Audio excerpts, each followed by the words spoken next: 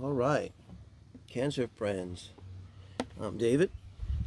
We're going to do their mid June singles read called the Four Pillars read. This is supposed to be a reading for super singles I kid around somewhat, totally singles that yeah, may still be thinking there's hope out there somewhere because we're going to.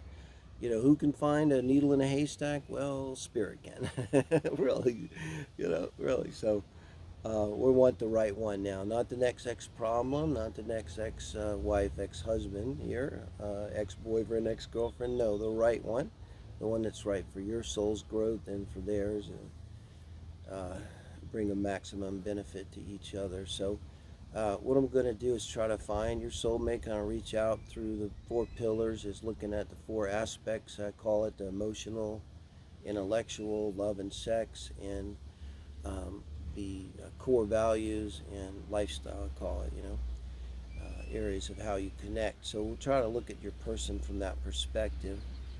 And I pre-shuffled here. So in the name of light and love, uh, Spirit, can you guide us here today? Only so it serves the greatest good in terms of finding the Cancer soulmate here and helping me describe this person with 8 cards here. 8 card spread. I'm going to have to get on them too because the winds are kicking up and I'm not unhappy about that because it's a little bit hot. Temperance, guys. Emotional. Ace of Pentacles. Emotional. Thank God for me. The last reading was very emotional. Ace of Pentacles and Temperance will come back fuller, but they had a decent childhood. No problems there. Very, very solid sense of self-esteem. Very healthy. May have already thinking like this Ace of Pentacles could be like a first house sun. It's in their deep unconscious position. This is the unconscious, the emotional aspect. Also the moon I see here. Queen of Wands is in the intellectual position along with judgment. Okay.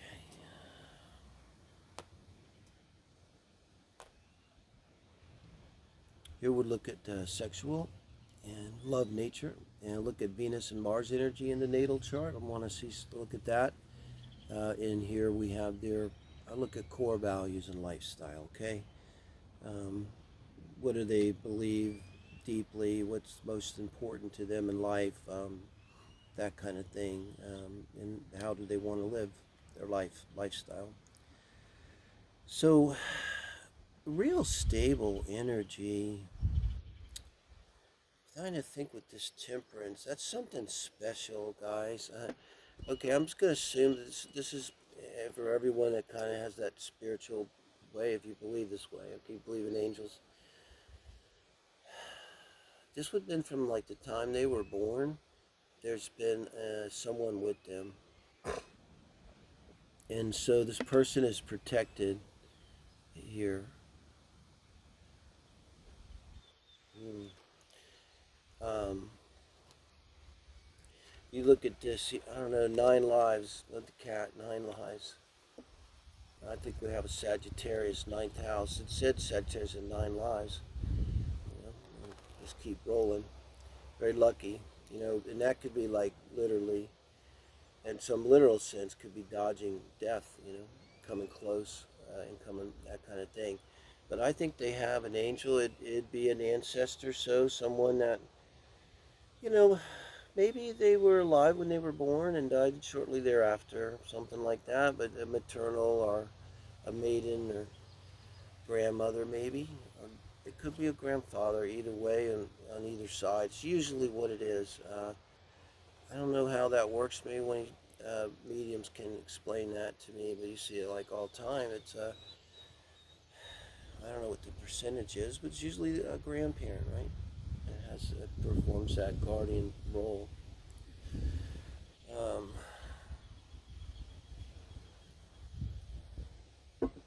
so they're very solid, and I think like their parents were very solid. I don't. I just see a really balanced upbringing. Um, and they weren't. They were given what they needed. They were really given self-esteem. So I gotta guess with this Ace of Pentacles, this is such a solid thing to get in this position. You know, down in the deep unconscious position, I call it. So that energy there is very important, and could speak to a moon. I don't know.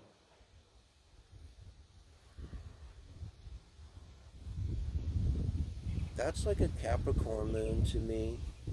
It's someone that's really grounded. The emotions, it's not easy for them to be thrown. You know, and temperance is that too, that balance. And temperance is like a long-term balance. It's a kind of eternal optimist. It's just looking at things positively. It's being able to roll with the punches. Generally, kind of feeling like that ninth house energy is Sagittarius. That connected with something bigger and kind of like don't dwell on the little things. And I think we could have a Sag Sun showing up here. It could definitely have a Cap Moon. No reason not. Um, but I think the first house Sagittarius Sun is like also known as a kamikaze energy. Um, but I think there's some kind of strong first house, second house energy with this Ace of Pentacles. So maybe this Cap Moon could even be in the second house.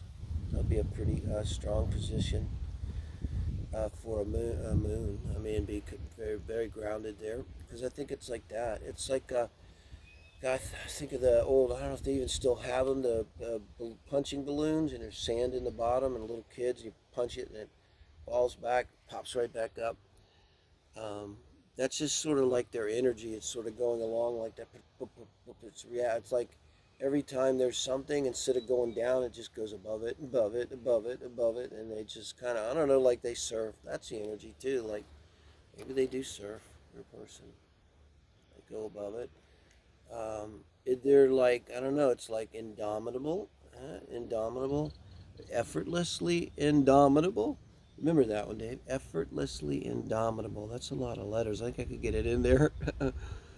But yeah, that's yeah, they can surf, man. Because oddly they're grounded. Because they're so grounded, they can surf. So you're gonna be pretty outgoing, typical kind of Sag, I think here. Um, I can't always read this card as a Leo card because it has a lion throne with this deck. It's like I'm not gonna let deck pull me around. Could be a fifth house Sag. I'll give into that.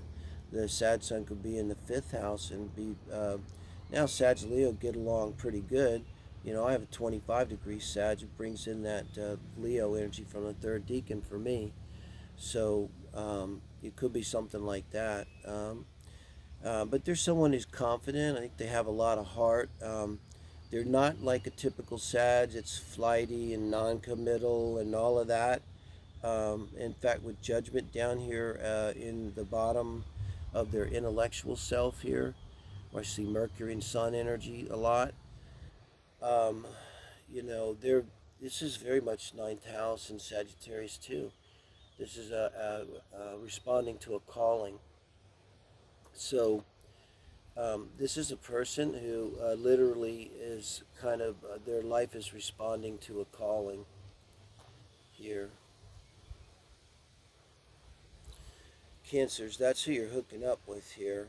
Um, Now, I don't want to go full bore and say that they're psychic medium. That came up strong. They definitely have this person. I mean, I hadn't until right now walked up to that.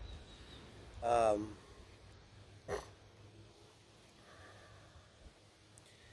but um, they're not going to give their energy, mental energy, to something that doesn't serve their greatest good. And this is an amazing thing. Okay, guys, me still working on this. If this is the main thing any of us really have to learn, ever, maybe, ever, is just not to give our energy to things that don't serve our greatest good, to rise to our greatest good. I think that's what judgment is. It's calling us out. The angels are calling us out to rise up to our greatest good there. And so it's like literally saying, like, I'm not going to give my mental energy to anything like that. So I think we're dealing with a person here who's vibing Cancer at a very high vibrational level, however you want to put it. Um, except for the Queen, I'm still not getting age, but I don't want to clarify. But I just get that they kind of came. They could what's the term? Help me, crystal child, star child.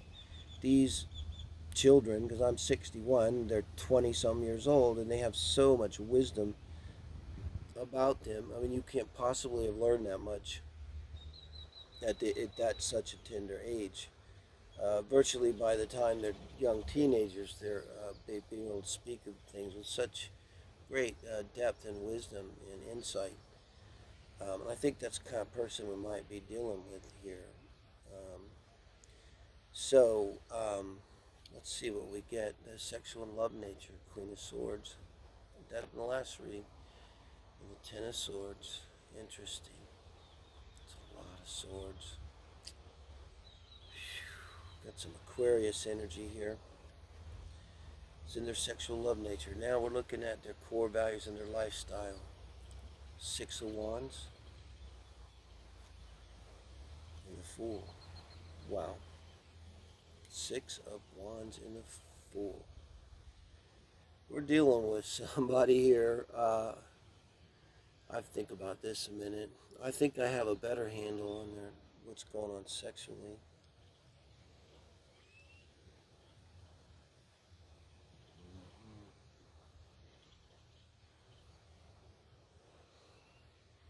So I think we're looking at someone that has an Aquarius, Venus, and Mars in their natal chart.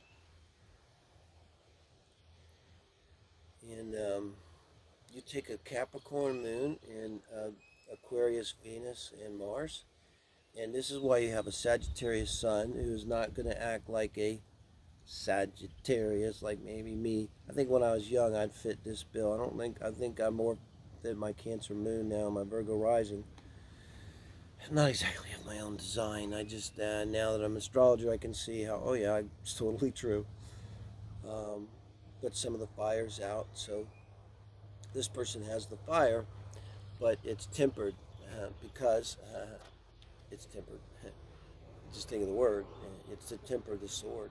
The final thing you do to make it hard, make it last. So um, they're not overly passionate.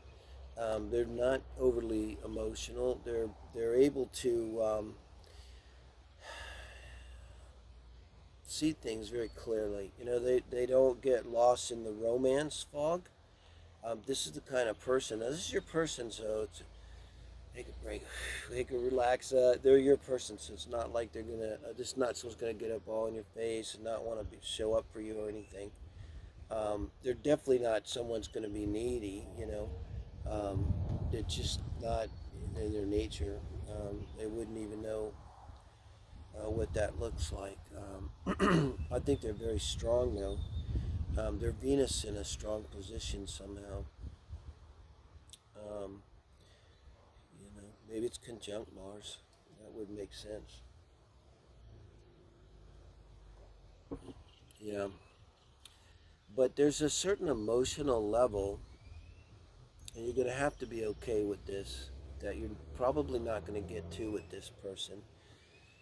Okay, because unlike a Sag, they don't give everything away.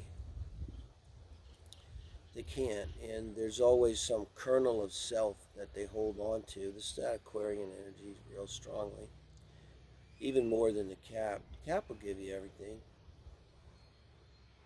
Cap Venus, get it all. But Aquarius Venus, they're holding on to that little nug, and if that you can't do it, but you will because it's your person. Benefits, huge benefits. They're very accepting. None of that Virgo criticism stuff. Very supportive, very open-minded. They have a really good energy. It's a high energy, meaning it's just positive and kind of energy. They're all about freedom and supporting you. They're not going to try to hold you down. They're never going to be jealous. The flip side of that, if you have any issues, you don't like jealousy, they're not going to try to control you. They're not going to tolerate control, but they're not going to try to control you in any way.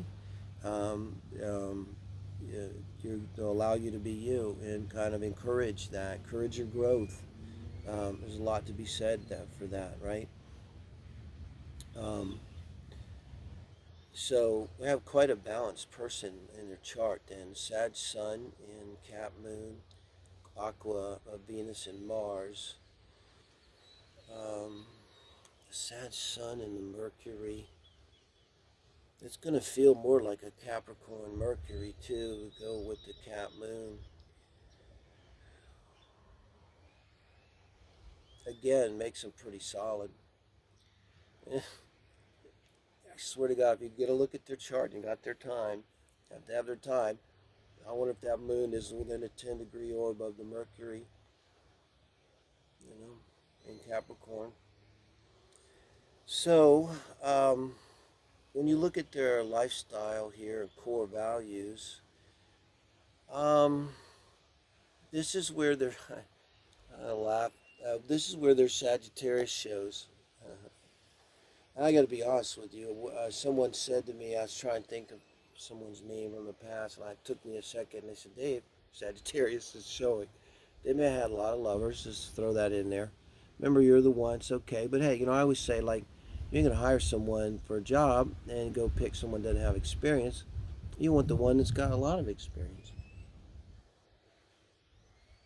Right now, you know they're going to be yours. So what the heck? So in terms of their lifestyle and core values, I gotta say, it's got like hot dog written all over it. Taking chances. This is where, boy, their Sagittarius comes. They let their Sagittarius hair down, and they go full on Sagittarius. I don't know. Maybe they have their sun up in the 10th house, and in terms of their career and stuff, they let it hang out. Gosh, I don't know. This could go so many different ways. You got this really grounded person. They're probably fairly intelligent. You got that Queen of Wands up there. Um, they got some maturity to them, but they could be like a sports player. I've never seen this before. The Six of Wands here. This could be someone that has this amazing talent. It might go another way with an amazing talent and something else. But wands are actions. They have some kind of physical pack. Could be a model. Could be a model. Could be a spokesperson. Could be a physical trainer. And I would think then one of some success, one of those that it's really very positive, like Richard Simmons. Oh man, I love Richard Simmons. Where's he? You know. So this is someone maybe doing that kind of work. Someone who's a life coach. Someone who gives lectures on being positive. Or has a YouTube channel here and does stuff like that. And this is someone that is not afraid to take chances. So fucking Sagittarius, I think. They are so not afraid to take chances, and I think it's gonna be okay because it's your person. And I'll just say this: I have a feeling about them that they're relatively well off, they're comfortable, but I think they're going to tell you a story about having gone through boom and bust, and it's going to be funny. It's going to be funny because they're going to tell you about all the things they did wrong. Sagittarius, I'm a Sagittarius. We learn by fucking stuff up. And so they've learned a lot, and they'll laugh, and they're going to tell you about what they've gone through. But I think they've probably gotten themselves into a pretty good place. And I'll tell you, like, with the Sag energy, it's like, my ex-wife, oh, this is just another scheme, and they're done. And that was Capricorn. And I'm like, it doesn't work. Okay, learn from that. Immediately, I'm on to something else. Well, it's not really luck, is it? Is if every time you get knocked the fuck down, if you pick yourself up and just try again, and maybe you fail, I swear to God, 10 times really badly, well, maybe 11th time you get it. And then everybody looks, oh, look how lucky you are that you made it. well, I ain't lucky. I took a risk, you know. Yeah, there's a downside too. And so look at Jupiter, 1 degree Pisces. Far forget Jupiter at 1 degree Pisces in this person's chart, where that relates to their natal, because that's where Jupiter is right now. And they could be on the verge of taking a leap right now. Maybe with you, I shit you not. Maybe with you, that's what this is for them. Okay, they're Sagittarius. Jupiter rules Sagittarius. Okay, it's for me. It's in my 7th house. It could definitely feel like that kind of energy. So, and they're the fool. There's someone that will take the fucking leap. There's someone that's like, you know, there's like they would be. Someone would say like someone would say to them, no one would be crazy enough to try that, and they say to you, hold my beer and watch, and they do it. So, all good fun, you know. So that's the way you gotta take Sag. You know, all good fun. Usually we mean well, you know. Huh? We just want everyone to get along. Thank you guys, and appreciate you giving me the likes. If this resonates, feel free. Talk about personal reading, do so much more, and I really appreciate everyone subscribing, guys. Thank you. It's your mid-June singles, 4 pillars.